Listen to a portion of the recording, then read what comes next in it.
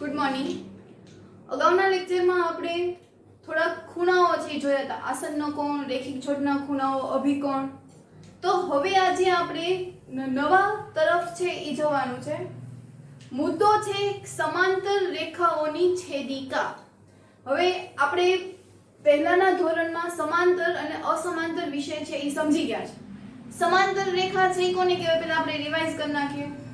તો કે જે બે રેખાઓ છે ઈ એકબીજાને સમાંતર હોય, એટલે કે આગળ જતા ઈ ક્યાંય છેદે નહીં, તો એવી રેખાઓને આપણે સમાંતર રેખાઓ છે ઈ કહીએ છીએ કે તેઓ સામ સામે હોય. જેવી રીતે રેલગાડીના પાટા કે તેઓ સામ સામે હોય છે તો એને આપણે કહીશું સમાંતર. અને અસમાંતર રેખા એટલે કે આગળ જતા કંઈક બિંદુ આગળ તેઓ છેદતા હશે તો એને આપણે કહીશું અસમાંતર રેખાઓ. આમાં આપણે એક રેખાઓ વિશે વાત કરી હતી. સમાંતર ત્યારે જ કહી શકાય કે જ્યારે બે રેખાઓ હોય, બરોબર. છેદિકા એટલે કે એક રેખા છે એની બીજી રેખા વડે ઈ કાપે તો એને આપણે છેદિકા કહેવાય, એટલે કે ઈ કંઈક બિંદુ આગળ છે ઈ છેદે. ટૂંકમાં આજનો જે ટોપિક છે એમાં એવું છે કે બે સમાંતર રેખાઓ છે એને કોઈ ત્રીજી જ રેખા છે ઈ એક બિંદુ પાસે ઈ એને છેદે છે, એટલે કે ઈ રેખાને ઈ કાપે છે. તો જે બિંદુ આગળ ઈ કાપે તો એવી જે રેખાઓ છે એને આપણે છેદિકા છે ઈ કહીએ છીએ.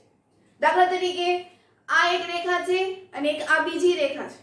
આ બીજી રેખાને કોઈ ત્રીજી જ રેખા વડે તેઓ એકબીજાને કંઈક જુદા બિંદુ પાસે કપાય છે તો એને આપણે કહીશું કોઈ બિંદુ આગળ કપાશે, બરોબર. તો ઈ જે બિંદુ આગળ કપાશે તો એવી જે રેખાઓ એને શું કહીએ છીએ તો કે છેદિકા કહીએ છીએ. એટલે કે કોઈ પણ બે રેખાઓને કોઈ ત્રીજી જ રેખા વડે કોઈ બે ભિન્ન બિંદુઓમાં છેદે. બે રેખા હશે તો એ બંનેને અલગ અલગ બિંદુઓમાં ઈ છેદશે તો એવી રેખાઓને આપણે છેદિકા છે ઈ કહીએ છીએ. અને આ છેદિકા વડે વિવિધ પ્રકારના ખૂણાઓ બને છે, જેવી રીતે તો કે અંતઃકોણ, અનુકોણ, યુગ્મકોણ. તો યુગ્મકોણના પણ બે પ્રકાર આવે, અંતર્ગત યુગ્મકોણ અને બહિર્કોણ યુગ્મકોણ. એના પછી તો કે અનુકોણ. એટલે ટોટલ 4 પ્રકાર છે પડે છે: અંતઃકોણ, અનુકોણ, બહિર્કોણ અને અંતઃ યુગ્મકોણ, બરોબર. તો પહેલા આપણે હવે સમજી લઈએ તો કે છેદિકા કોને કહેવાય. પહેલા આપણે એની વ્યાખ્યા સમજીએ તો કે જે રેખા બે અથવા બે થી વધુ રેખાઓને ભિન્ન બિંદુઓમાં છેદે, બે કે બે કરતા વધારે રેખાઓને કંઈક અલગ અલગ ભિન્ન બિંદુઓમાં છેદે તો એને આપણે કહીશું છેદિકા. તો અહીંયા રેખા N છે ઈ રેખા L અને M ને P અને Q બંને અલગ અલગ બિંદુઓમાં છેદે છે. શું કહેવાય આને? તો રેખા N એ રેખા L અને રેખા M ને બે ભિન્ન બિંદુઓમાં છેદે છે, જેને આધારે 8 ખૂણાઓ છે ઈ બને છે. તો હવે આના આધારે આપણે એવું કહી શકીએ કે આ જે આકૃતિ છે એમાં અમુક ખૂણાઓ છે ઈ અંતર્ગત છે, એટલે કે અંદરની બાજુએ આવેલા છે. અમુક ખૂણાઓ છે ઈ બહિર્કોણ છે, એટલે કે ઈ બહારની બાજુએ આવેલા છે. તો રેખાની બહારની બાજુએ આવેલા હોય એવા કયા કયા ખૂણા છે? તે ખૂણો 1 અને ખૂણો 2 કે જે આકૃતિની બહારની બાજુએ છે. એવી જ રીતે ખૂણો 7 અને ખૂણો 8 ઈ પણ આકૃતિની બહારની બાજુએ છે. જ્યારે અંદરની બાજુએ તો કે ખૂણો 3, ખૂણો 4, ખૂણો 5 અને ખૂણો 6. એટલે કે ખૂણો 1, 2, ખૂણો 7, ખૂણો 8 ઈ શું છે તો કે બહિષ્કોણ છે, બહારની બાજુનો ત્રિકોણ ખૂણાઓ છે. અને ખૂણો 3, 4, 5 અને 6 આ 4 ખૂણાઓ છે ઈ તો કે અંદરની બાજુએ આવેલા છે, એટલે આપણે એને કહીશું અંતઃકોણ. તો એમાં હવે આપણે પહેલો ખૂણો છે એ ભણીએ છીએ જે અનુકોણ છે. શું છે? અનુકોણ. તો અનુકોણ કોને કહેવાય? તો કે આ જે છેદિકા છે એની એક જ તરફ આવેલા, છેદિકાની એક જ તરફ આવેલા એક જ બહિષ્કોણ અને એક અંતઃકોણથી જે રચાય છે તે ઈ ખૂણાને આપણે અનુકોણ કહીશું. શું કીધું એને? એક બહિષ્કોણ. બહિષ્કોણ એટલે કયું? તો કે બહારની બાજુનો ખૂણો એટલે કે એક બહિષ્કોણ હશે અને એક અંતઃખૂણો હશે તો એને આપણે કહીશું અનુકોણ. એટલે કે જો અહીંયા એક છે ઈ બહારની બાજુનો ખૂણો હતો, અહીંયા એક આપણને એવું કીધું કે ઈ અંદરની બાજુનો ખૂણો એટલે કે આ બહારની બાજુનો એક અંદરની બાજુનો, ઈ રીતે જે રચના બને એને આપણે અનુકોણ છે ઈ કહીએ છીએ. ટૂંકમાં અનુકોણને જો આપણે યાદ રાખવું હોય તો ઈ f બને છે. આપણે સંજ્ઞા પ્રમાણે યાદ રાખીએ, રેખીય જોડમાં જે રીતે આપણે t યાદ રાખ્યું હતું, અભિકોણ હોય તો આપણે x યાદ રાખ્યું હતું, તો એવી રીતે અનુકોણને જો આપણે યાદ રાખવું હોય તો તેની સંજ્ઞા આપણે કેવી હોય, તો એની સંજ્ઞા છે એ કેવી રીતે ઓળખી શકાય, તો કે એનાથી શું બને છે, તો કે f બને છે. હવે ઈ f ચત્તો પણ હોય, ઊંધો પણ હોય, જમણી બાજુ પણ હોય, ડાબી બાજુ પણ હોય, મતલબ જ્યાં f બને ત્યાં શું હશે, તો કે અનુકોણ. બરોબર. અહીંયા કયા કયા બને છે, તો કે પહેલા આપણે આની વાત કરીએ તો ખૂણો 3 અને ખૂણો 7. બરોબર. આ એક ખૂણો બને છે તો અહીંયા પણ f છે. એવી જ રીતે આપણે ઊંધો વિચારીએ f, તો આ સીધી લાઈન અને આ બ્લુ લાઈન વાળી એટલે કે આડી, એટલે કે f પહેલા છે એ આવી રીતે બનશે અને જે બીજી રેખા છે ઈ આવી ગ્રીન વાળી એટલે બે આ બાજુ, એવી જ રીતે બે આ બાજુ પણ. એટલે કે ખૂણો જો એક લઈએ તો એક થી કયો ખૂણો બને છે, તો એમાંથી એક અંતઃકોણ લેવાનો, એક બહિષ્કોણ લેવાનો. અને બહિષ્કોણ 1 છે, અંતઃકોણ 5 છે, એટલે પહેલી જોડ 1 અને 5. એવી જ રીતે આ બાજુ હોય તો ખૂણો 2 અને ખૂણો 6. આ આપણે અંતઃકોણ, એક અંતઃકોણ એક બહિષ્કોણ. હવે તો કે એક બહિષ્કોણ અને એક અંતઃકોણ એટલે કે ખૂણો 3 અને ખૂણો 7, ખૂણો 4 અને ખૂણો 8. પહેલી જોડ કેવી રીતે, તો કે જે પહેલું હશે ઈ અંતઃકોણનો ખૂણો હશે, જ્યારે બીજો છે ઈ બહિષ્કોણનો. બરોબર. પછી તો કે એક બહિષ્કોણ અને એક છે ઈ અંતઃકોણ. હવે અહીંયા ડાબી બાજુ અને જમણી બાજુ બંને બાજુ પેલું અંતઃકોણ બીજું બહિષ્કોણ એવી રીતે બનશે એટલે ટોટલ કેટલી પેર બનશે, તો કે 4 પેર છે ઈ બનશે. એટલે કે એમાં શું કીધું, અનુકોણની વ્યાખ્યા શું, તો કે છેદિકાની એક જ બાજુએ એક અંતઃકોણનો ખૂણો બનતો હોય અને એક બહિષ્કોણનો ખૂણો બનતો હોય તો આવી જે રચના બને છે, આવા જે ખૂણાઓ બને છે એને આપણે કહીશું અનુકોણ. ત્યાર પછી આવે છે અંતઃયુગ્મ કોણ.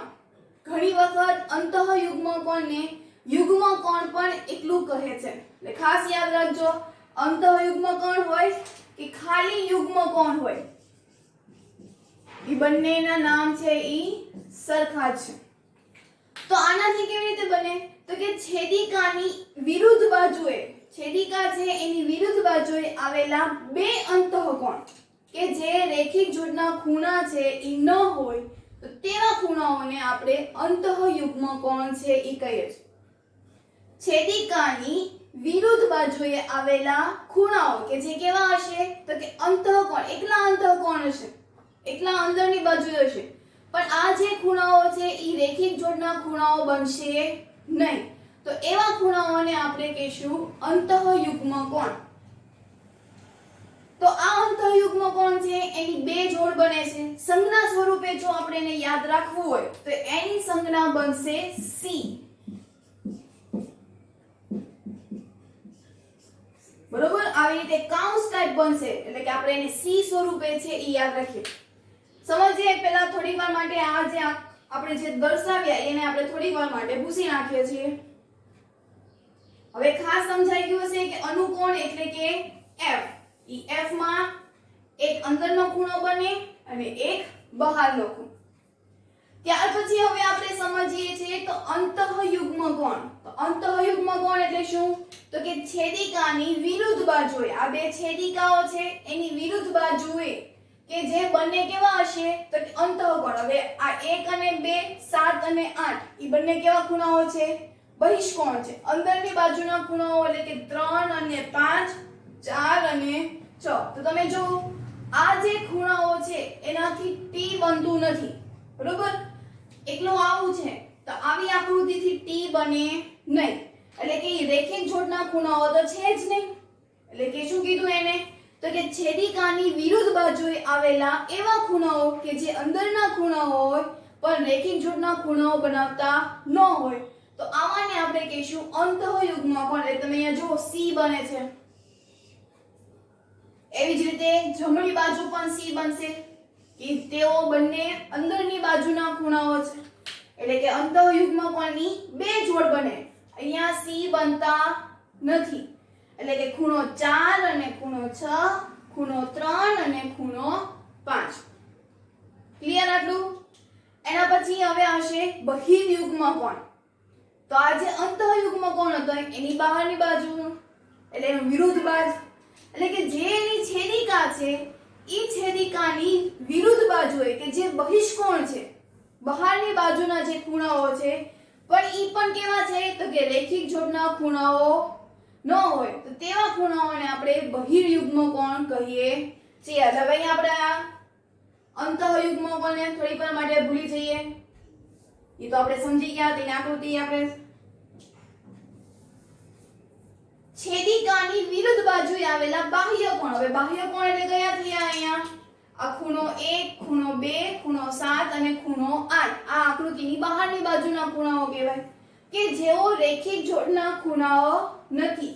બરોબર? આ ખૂણો જે બને છે તો આ જે ખૂણાઓમાં રેખિક જોડના ખૂણા બનતા નથી, રેખિક જોડમાં ટી બનવો જોઈએ, જ્યારે આમાં ટી બનતો નથી, એટલે કે રેખિક જોડના ખૂણા ન હોય તેવા ખૂણાઓને આપણે બહિર્યુગ્મ કોણ કહીએ છીએ. એટલે કે આ 1, 2, 7 અને 8. હવે એના પછી જે આપણે શીખવાનું છે ઈ તો છેલ્લો ખૂણો છે, પણ ફરી વખત આપણે આ ત્રણ ખૂણાઓ વિશે છે સમજી લઈએ. એની પહેલા છેદિકા વિશે વાત કરીએ. તો છેદિકા કોને કહેવાય? તો કે કોઈ એક રેખા છે ઈ બાકીની બે રેખાઓને ભિન્ન બિંદુઓમાં છેદે તો એવી રેખાને છેદિકા છે ઈ કહે છે. અને બંને કેવી હોય? પરસ્પર સમાંતર. તેને આધારે ટોટલ 8 ખૂણાઓ બને છે. ઈ 8 ખૂણાઓને આધારે આપણે પહેલો ખૂણો આપણે ભણવાનો છે, જે શું આવશે તો કે અનુકોણ. તો અનુકોણ કોને કહેવાય? કે જ્યાં શું બનતો હોય? F, એટલે કે છેદિકામાં એક અંતઃકોણ એક બહિષ્કોણ અને એક અંતઃકોણ, એક ખૂણો બહિષ્કોણનો અને એક ખૂણો અંતઃકોણનો, એને આધારે આખી 4 જોડ છે એ બને છે. એટલે કે છેદિકાની એક જ તરફ આવેલા એક અંતઃકોણ અને એક બહિષ્કોણને આધારે જે ખૂણા બનતા હોય તો તેવા ખૂણાઓને આપણે કહીશું અનુકોણ. એના પછી અંતઃયુગ્મ કોણ, તો કે છેદિકાની વિરુદ્ધ બાજુએ આવેલા બે અંતઃકોણો, બંને અંદરની બાજુએ આવેલા એટલે બે અંતઃકોણો કે જે રેખિક જોડના ખૂણા બનાવતા ન હોય તો એવા ખૂણાઓને આપણે શું કહીશું તો કે અંતઃયુગ્મ કોણ. બહિર્યુગ્મ કોણ, તો કે છેદિકાની વિરુદ્ધ બાજુએ આવેલા બે બહિષ્કોણ, અંતઃયુગ્મ કોણમાં અંદરની બાજુ હોય, બહિષ્કોણમાં બહારની બાજુ, એટલે કે બે બહિષ્કોણના ખૂણાઓ કે જે રેખિક જોડના ખૂણા બનાવતા નથી તો એવાને આપણે કહીશું બહિર્યુગ્મ કોણ. એટલે કે અનુકોણની 4 જોડ બને, અંતઃયુગ્મ કોણ છે એની 2 જોડ બને, બહિર્યુગ્મ કોણ છે તો ઈ 2 બને. તો હવે આપણે એના પછીની જે ખૂણો છે ઈ સમજીએ, ત્યારબાદ તેની પૂર્વધારણાઓ અને પ્રમેય છે ઈ સમજીએ. એના પછી અંતઃકોણ વિશે. તો અંતઃકોણમાં આપણે એક અગાઉ અંતઃયુગ્મ કોણ વિશે વાત કરી હતી, ત્યાં થોડુંક સુધારવાનું છે કે એની જે સંજ્ઞા છે અંતઃયુગ્મ કોણ, તો એની સંજ્ઞા આપણે આવશે C. આપણે C કહ્યું હતું ત્યાં શું આવશે તો કે Z. એટલું સુધારી નાખજો. અંતઃયુગ્મ કોણ હોય તો એની સંજ્ઞા શું આવશે? Z. બરોબર? આપણે અહીંયા અંતઃકોણ તો કે છેદિકાની એક જ તરફ આવેલા બે અંતઃકોણોને છેદિકાની એક તરફના અંતઃકોણ છે ઈ કહે છે. શું કીધું કે છેદિકા છે, ધારો કે આ કોઈ એની આકૃતિ છે,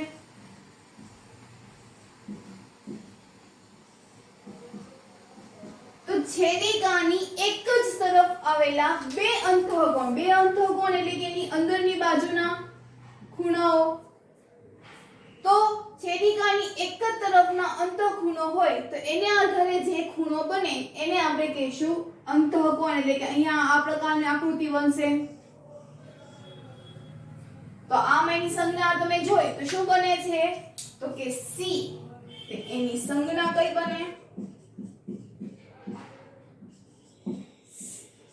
સી બરોબર એટલે કે જોડ ટોટલ કેટલી બને છે તો કે 2 ખૂણો 4 અને ખૂણો 5 ખૂણો 3 અને ખૂણો 6 આવી ટાઈપની કોઈ આકૃતિ હોય તો એને આપણે નામ આપી દઈએ ગમે એ રીતે નામ આપી શકાય તો 1 2 3 4 5 6 7 અને 8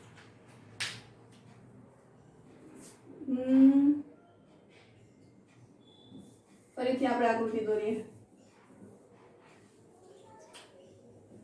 બે સમાંતર રેખા આ બે સમાંતર રેખાને કોઈ બીજી રેખા છે એ એકબીજાને ભિન્ન બિંદુઓમાં છેદે છે તો તેને આધારે 1 2 3 4 5 6 7 અને 8 ટોટલ કેટલા ખૂણા બન્યા 8 એટલે એમાંથી જે પહેલી જોડ બને છે એ 4 અને 5 એટલે કે જો અહીંયા 1 2 3 4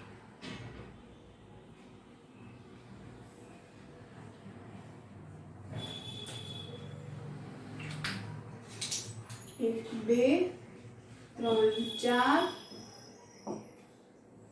5 6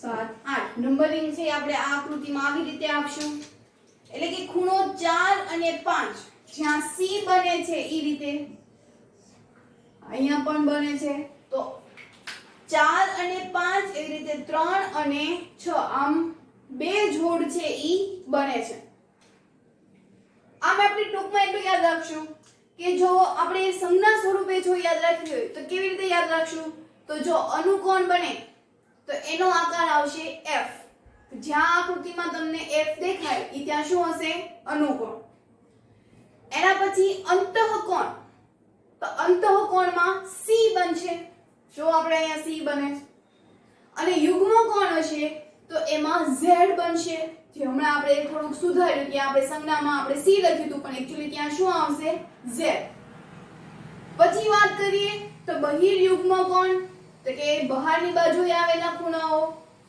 અંતઃયુગ્મ કોણ એટલે કે આપણે એના z ની વાત કરી તો એમાં અંદરની બાજુએ આવેલા ખૂણાઓ તો આમ આપણે છેદિકા દ્વારા બનતા ખૂણાઓ વિશે છે ઈ જોયું થોડી પૂર્વધારણા અને પ્રમેય વિશે વાત કરીએ તો પૂર્વધારણા એટલે શું તો કે જે સ્વયં સિદ્ધ હોય જેની આ સાબિતી હોય ને જેને આપણે સ્વીકારી લીધું હોય તો એને આપણે પૂર્વધારણા છે એ કહીએ છીએ પ્રમેયની સાબિતી હોય છે જ્યારે પૂર્વધારણાની સાબિતી હોતી નથી એને આપણે સ્વીકારી લીધું હોય છે દાખલા તરીકે સૂર્ય પૂર્વમાં ઉગે છે તો એ આપણે સાચું માની લીધું એની કોઈ સાબિતી છે એ મળી નથી તો આપણે ભૂમિતિમાં ફરી પાછા આવીએ તો પૂર્વધારણા 6.3 માં એવું કીધું તો કે જો એક છેદિકા બે સમાંતર રેખાઓને છોદે તો અનુકોણની પ્રત્યેક જોડ છે ઈ સમાન હોય છે બરોબર આકૃતિ સાથે સમજીએ એટલે વધારે ક્લિયર થાય આ બે સમાંતર રેખાઓ આ સમાંતર રેખાને કોઈ બીજી એક છેદિકા વડે એને કાપે છે કયો ખૂણો બને છે તો કે અનુકોણ અનુકોણમાં શું બનશે તો કે f તો આ જો અહીંયા f બને છે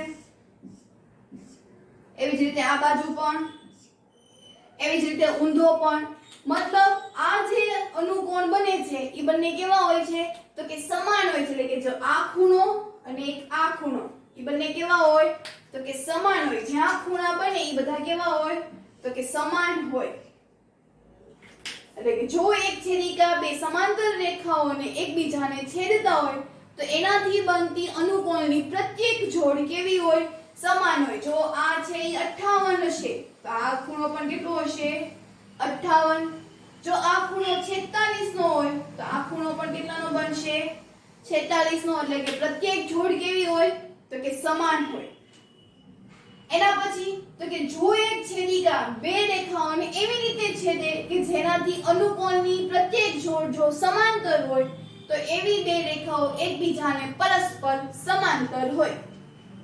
પહેલા અહીંયા એવું કીધું કે જો બે રેખા સમાંતર હોય અને કોઈ ત્રીજી રેખા એકબીજાને કાપે તો એનાથી જે જોડ બને છે એ બંનેના માપ કેવા હોય તો કે સમાન. હવે એનાથી ઊંધું કીધું જો જોડ સમાન હોય છે તો એનો મતલબ એવો કે તેઓ એકબીજાને સમાંતર હોય છે.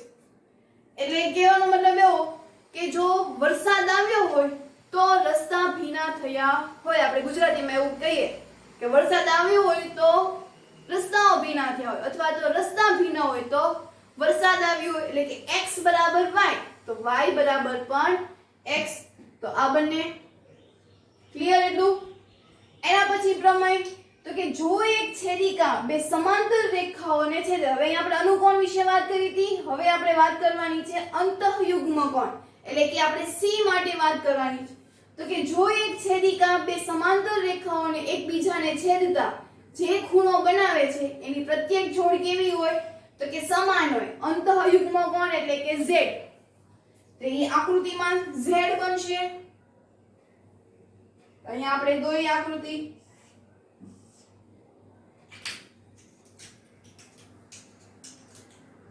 આ ટાઈપની કોઈ એની આકૃતિ હશે તો એટલે કે આ ખૂણો અને એક આ ખૂણો એ બંને કેવા હશે તો કે સમાન હશે. એટલે કે જો એક છેદિકા બે સમાંતર રેખાઓને છેદે તો બનતા અંતઃયુગ્મ કોણની જોડ છે એ કેવી હોય છે તો કે સમાન હોય છે.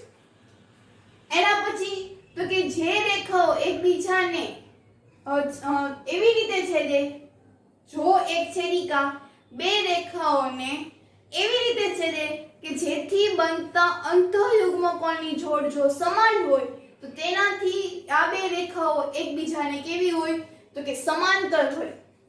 તો આનો મતલબ શું કે જો ખૂણા સમાન તો એની રેખાઓ છે એ સમાંતર હોય. અને 6.2 માં શું કીધું તો કે જો રેખાઓ સમાંતર હોય છે તો એનાથી બનતા ખૂણાઓ છે એ સમાન હોય છે. એટલે અહીંયા આપણે અંતઃયુગ્મ કોણ પહેલા અનુકોણ વિશે વાત કરી જેમાં શું બનાવ્યું હતું આપણે F.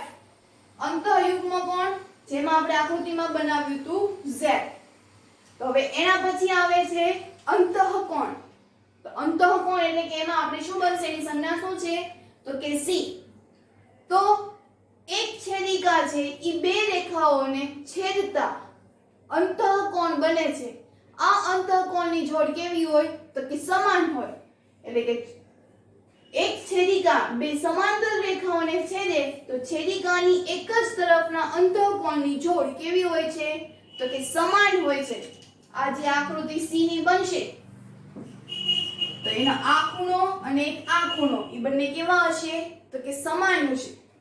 તો એના પછી 6.5 માં શું કીધું તો કે જો એક છેદિકા છે એ બે રેખાઓને એવી રીતે છેદે કે જેથી બંને ખૂણાઓના માપ સમાન હોય તો એનો મતલબ એવો કે આ બે રેખાઓ છે એકબીજાને શું હોય તો કે સમાંતર હોય. એટલે કે જો એક છેદિકા બે રેખાઓને એવી રીતે છેદે કે છેદિકાની એક જ તરફના અંતઃકોણની એક જોડ જો પૂરક હોય તો આ બંને રેખાઓ પરસ્પર સમાંતર હોય.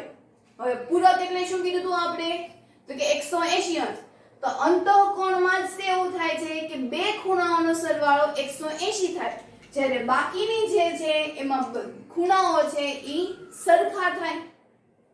એટલે અંતઃકોણમાં આ જે ખૂણાઓ બે પડશે એ બંનેમાં સરવાળો કરતા તે 180 અંશ આવશે. ક્લિયર આટલું કે જો ખૂણાઓ સરખા તો બંને રેખાઓ છે પરસ્પર સમાંતર હોય અને જો રેખાઓ પરસ્પર સમાંતર હોય તો એનાથી બનતા જે ખૂણાઓ છે એ પણ સમાન હોય. જ્યારે અંતઃકોણમાં તેઓ પૂરક કોણ હોય. એના પછી 6.6 માં શું કીધું તો કે જે રેખાઓ એક જ રેખાને પરસ્પર સમાંતર હોય જે રેખાઓ એક જ રેખાને સમાંતર હોય તો તે પરસ્પર સમાંતર હોય છે. એટલે એક રેખા બીજી રેખાને જો સામ સામે હોય તો એ બંનેને શું કહેવાય તો કે સમાંતર. તો આમ આપણે અત્યારે સમાંતર રેખાઓની છેદિકા વિશે છે એ સમજ્યા. આમ તેના આધારે આપણે તેના ખૂણાઓ અને તેના થોડાક નિયમો છે એ સમજ્યા. ખાસ યાદ રાખજો કે અંતઃકોણ છે તેમાં બે ખૂણાઓનો સરવાળો છે 180 અંશ થાય છે, જ્યારે બાકીના બે ખૂણાઓ છે એ બંને ખૂણાનું માપ કેવું હોય છે તો કે સમાન હોય છે. તો હવે આ ગુણધર્મોને આધારે આપણે જે યાદ રાખો એવું લખ્યું છે તો એના આધારે થોડાક દાખલાઓ છે એ આપણે કરવાના છે. 6.2 માં પહેલો પ્રશ્ન જોઈએ તો એમાં AB સમાંતર CD આપ્યું છે. શું આપ્યું છે? AB સમાંતર CD.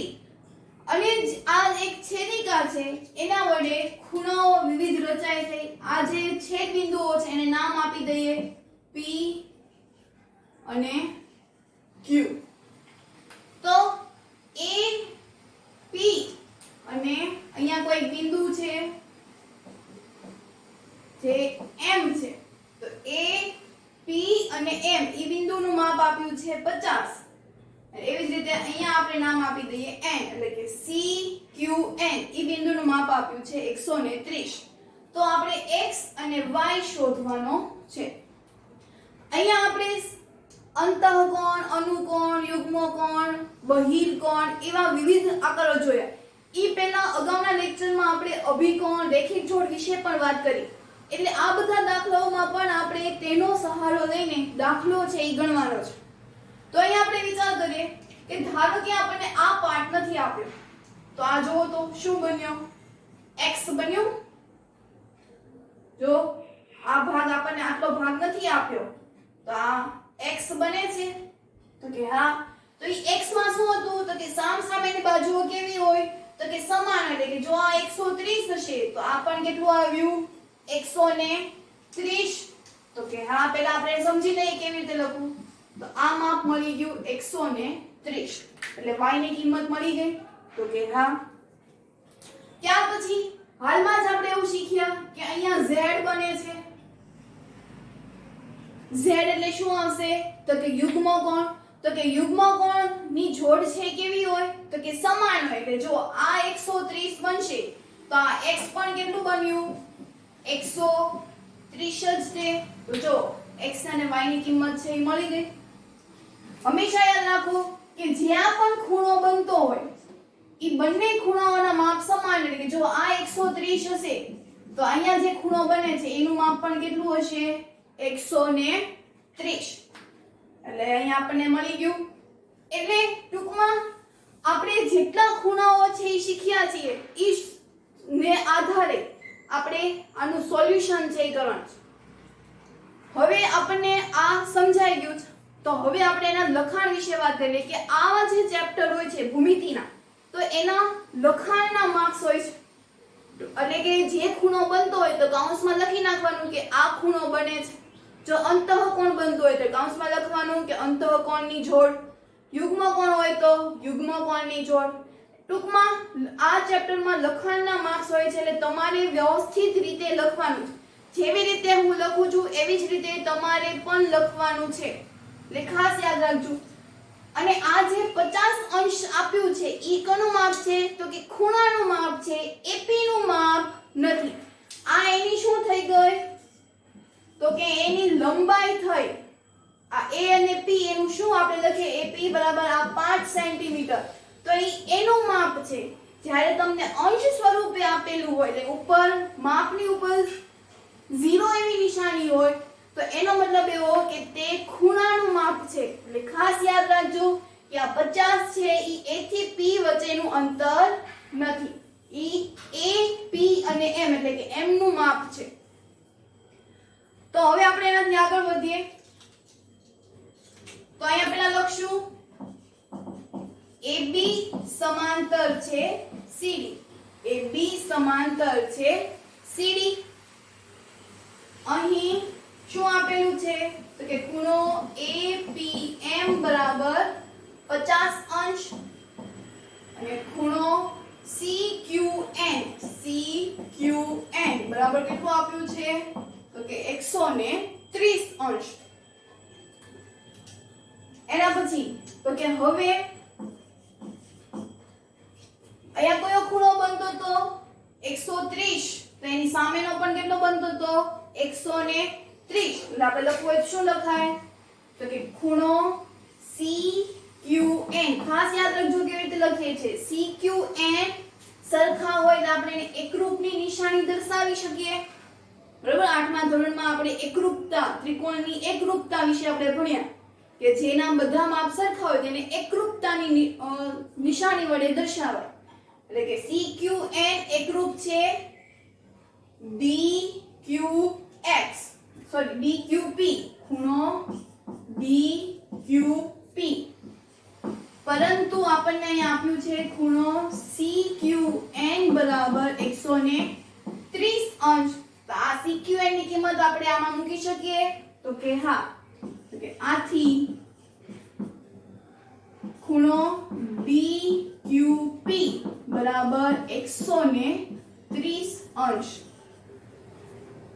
બરાબર એટલે કે આ DQP જેનું માપ શું આપ્યું છે y તો કે y બરાબર 130 અંશ કારણ કે લખવાની કારણ કે એટલે કે એમાં તેથીની ઊંધી નિશાની જો એક ટપકું ઉપર આવ્યું હોય તો તેથી હોય કારણ કે હોય તો એક ટપકું નીચું હોય શું કામ તો કે ખૂણો DQP બરાબર આપણે શું લીધું હતું તો કે y એટલે આવી રીતે દર્શાવવાનું તો જ એના પૂરા માર્ક્સ છે ઈ મળે આ y ની કિંમત થઈ તો હવે y એટલે અહીંયા પહેલા તો કયો ખૂણો બન્યો z એટલે શું આવશે તો કે અંતઃયુગ્મ કોણ અથવા તેનું બીજું નામ શું છે યુગ્મ કોણ તો કે તેમજ બીજો કયો ખૂણો બને છે તો કે ખૂણો APQ ખૂણો APQ એકરૂપ છે ખૂણો PQD ખૂણો PQD હવે આ 130 બરોબર આ શું બન્યું 130 અને PQD અહીંયા DQP અથવા તો PQD બંને એક જ થયું અહીં ખૂણો PQD બરાબર કેટલું આપ્યું છે 130 અંશ કિંમત મૂકીએ તો ખૂણો APQ બરાબર 130 અંશ આ અહીંયા શું કામ તો કે z બને છે ને z એટલે શું થાય તો કે અંતઃયુગ્મ કોણની જોડ અંતઃયુગ્મ કોણની જોડ APQ આપણે શું ધાર્યું હતું x તો x બરાબર પણ શું આવશે 130 અંશ એમાં પણ કારણ લખો કે APQ બરાબર શું આપણે ધાર્યું x આમ x અને y બંનેની કિંમત શું મળી ગઈ 130 બરાબર ખાલી આમાં આપણે સંજ્ઞા તમે યાદ રાખશો તો એનો આપોઆપ જવાબ છે એ તમને ખબર પડી જશે કે જો આ 130 હશે તો આનું માપ પણ કેટલું થયું 130 કારણ કે અહીંયા z બને છે અને z માં જ્યાં ખૂણા પડતા હોય બધા ખૂણાનું માપ શું થઈ ગયું તો કે સમાન એટલે આના લખાણના જ માર્ક્સ હોય છે બાકી આપણને દાખલો આવડતો હોય પણ જો લખાણ ન આવડતું હોય તો આપણે એનો માર્ક્સ છે એ મેળવી શકીએ નહીં તો હવે આપણે એના પછી બીજો દાખલો છે એ જોવાનો છે આ પછી બીજો દાખલો છે તો કે AB સમાંતર CD અને CD સમાંતર EF તો એવું થઈ શકે કે AB સમાંતર EF જો x બરાબર y y બરાબર z તો x બરાબર z થવાનું તો પહેલા આપણે લખી નાખીએ કે AB સમાંતર છે CD અને CD સમાંતર છે EF તો AB સમાંતર છે EF થઈ શકે કે હા અને y જેમ z બરાબર 3 જેમ z તો x નું મૂલ્ય શોધો આપણે x શોધવાનું ધારો કે આ વચ્ચેની જે રેખા CD છે ઈ તમને થોડાક ટાઈમ માટે ઈ અદૃશ્ય થઈ ગઈ છે બરોબર તો આ બે રેખાઓ છે એટલે કે આ ટાઈપની કોઈ રેખા થઈ અહીંયા AB આપ્યું હોય અને અહીંયા EF આપ્યું હોય આ એની છેદિકા છે અહીંનું માપ છે ઈ x છે અહીંનું માપ છે ઈ z છે તો તમને અહીંયા જુઓ તો અહીંયા કયો આકાર બને છે આ બરોબર છે વિચાર્યું છે શું બને છે z અને z એટલે શું હોય તો કે યુગ્મ કોણ એટલે કે x અને z બંનેનું માપ કેવું હશે તો કે સમાન હશે બરોબર તો અહીંયા એવું લખીએ કે અહીં x બરાબર z કેમ તો કે કારણ કે કયો ખૂણો બને છે તો કે અંતઃયુગ્મ કોણ કયો બન્યો અંતઃયુગ્મ કોણ છે એટલા માટે x બરાબર z હવે ચલો વચ્ચેની લાઈન હવે થોડાક માટે અદૃશ્ય હતી હવે પાછી આવી ગઈ એટલે કે અહીંયા c અને અહીંયા આવ્યું d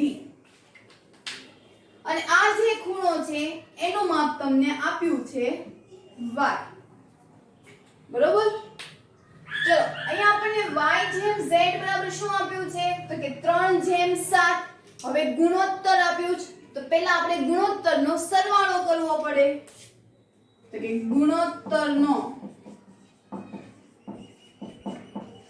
સરવાળો તો ગુણોત્તર કેટલો આપ્યો છે કયો આપ્યો છે તો કે 3 + 7 એટલે જવાબ આવશે 10 બરોબર તો હવે આપણે y શોધવું હોય તો y ની કઈ કિંમત આપી છે 3 તો 3 ના છેદમાં આપેલા ગુણોત્તરનો સરવાળો એને ગુણ્યા 180 10 10 કેન્સલ 18 13 ને 54 એટલે કે y ની કિંમત કેટલી મળી આપણને 54 એના પછી z નું માપ આપ્યું છે 7 એટલે કે 7 ના છેદમાં 10 ગુણ્યા 180 0 0 કેન્સલ 18 + 126 એટલે z ની કિંમત પણ મળી ગઈ હવે અહીંયા જુઓ તો આપણને x બરાબર z એવું કીધેલું છે શું કીધેલું છે x બરાબર z એટલે આ z ની કિંમત જો 126 મળી હોય તો x ની કિંમત પણ કેટલી મળી હોય 126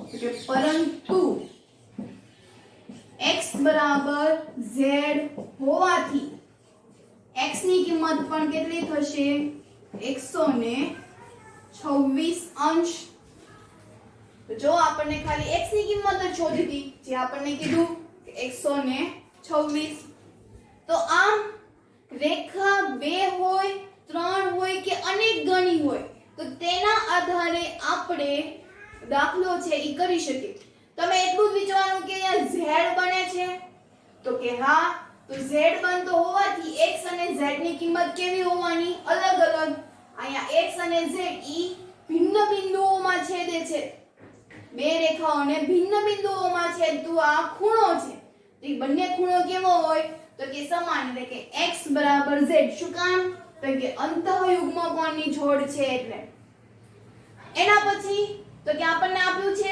y જેમ z બરાબર 3 જેમ z એટલે કે એનો પહેલા સરવાળો કરવાનો કેટલો થાય 10 આ ગુણોત્તર 10 મળ્યો એટલે હવે આપણને y જેમ z આપણે જેમ હતા ત્યારે આપણે x ધારતા હતા ચેપ્ટર નંબર 2 દ્વિચલ સુરેખ સમીકરણ બહુપદીઓ એના કોયડા ઉકેલમાં જ્યારે પણ આપણને જેમ આપતા હતા ત્યારે આપણે x છે ઈ ધારતા હતા પણ અહીંયા આપણે x ધારવાનું નથી પણ એમાં શું કરવાનું તો કે કોઈ રકમ જે આપી છે અનુક્રમે જે રકમ આપી છે ઈ છેદમાં તો કે ગુણોત્તરનો સરવાળો એને ગુણ્યા 180 એટલે 0 0 કેન્સલ એટલે 54 થઈ ગયા હવે અહીંયા 180 શું કામ તો કે સીધી રેખા હોય તો એનો કેટલો થશે તો કે 180 સીધી રેખા એટલે સરળ કોણ જે આપણે અગાઉના લેક્ચરમાં ભણ્યા એટલે 18 13 54 એવી જ રીતે z તો z નું અનુક્રમે માપ કેટલું છે 7 એટલે 7 ના છેદમાં 10 ગુણ્યા 180 0 0 કેન્સલ